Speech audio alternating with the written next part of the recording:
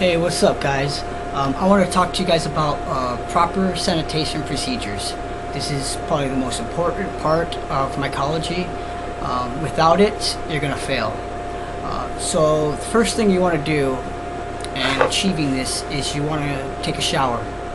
Spores are very sticky, so they'll stick to your skin and then they'll fall into your jar while you're inoculating. Then you're just going to ruin the whole point. The syringe that you buy is going to be wasted. So take a shower, brush your teeth, use mouthwash, and then put on a fresh pair of clothes.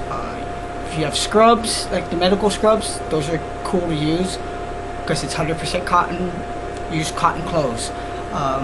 Or I'll use the cotton clothes, and then what I'll do is I'll get coveralls. And you can buy them at Home Depot, the paint department. They're the paint cover ones. I got these ones are from a hospital. My wife works at a hospital. She gets me these, and so I use those. But you don't have to. So once you put on your cotton brand new clothes, make sure they're clean. You're gonna want to start the other process, which is gathering your materials, which is I got gloves, coveralls, hair net, and these are optional. They're Tyvek. Mycologists use them. They're Tyvek sleeves for your arms, and then masks.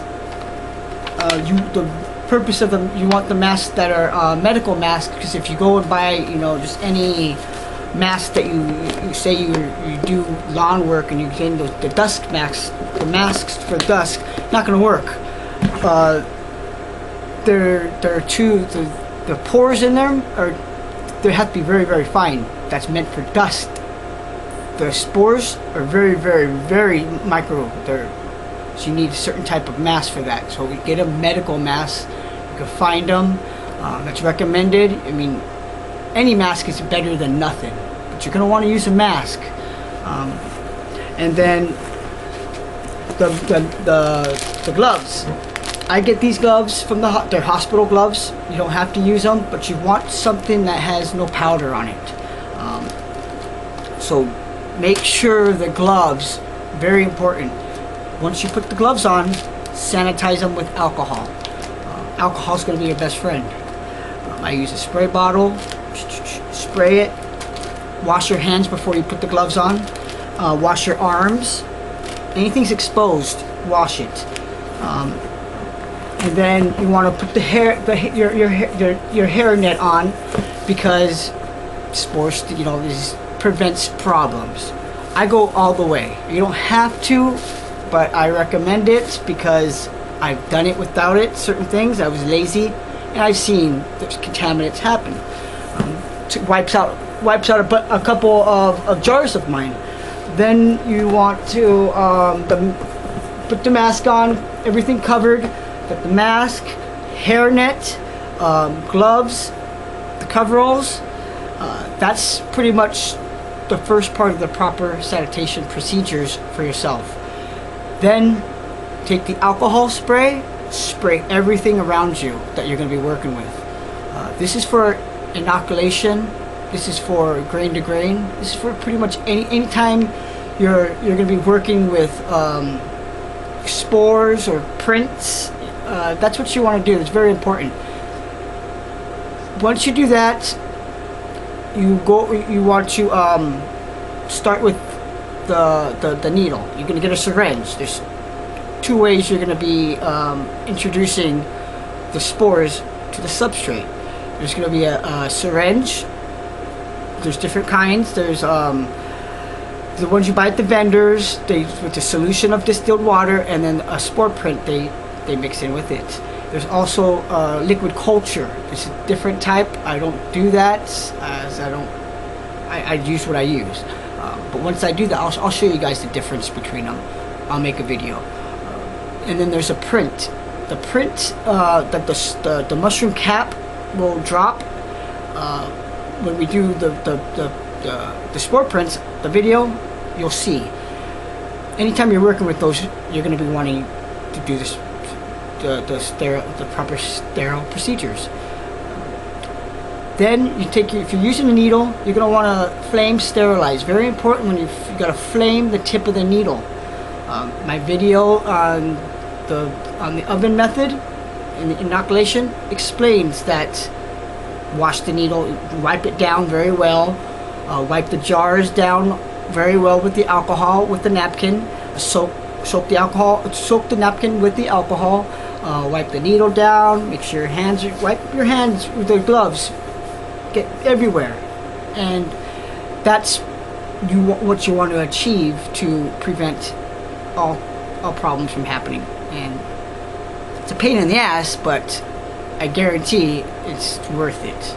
Once you start not doing that, you're gonna want to do it. You're gonna see, and it's up to you. I've inoculated with no mask when I began. I had no mask, nothing, until I started getting pissed off because I'm getting purple mold, green mold, yellow mold, and then I do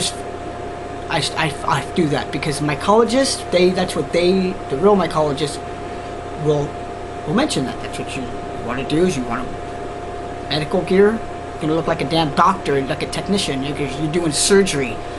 That's what you're going to be looking like. But it's an important factor.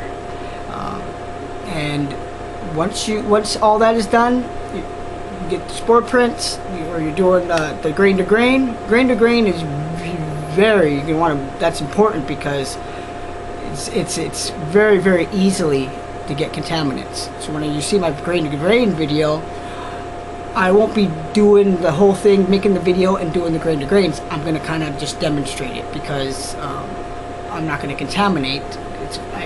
I have done that laziness and testing it, mostly doing that, and I wiped out all my Hawaiian string.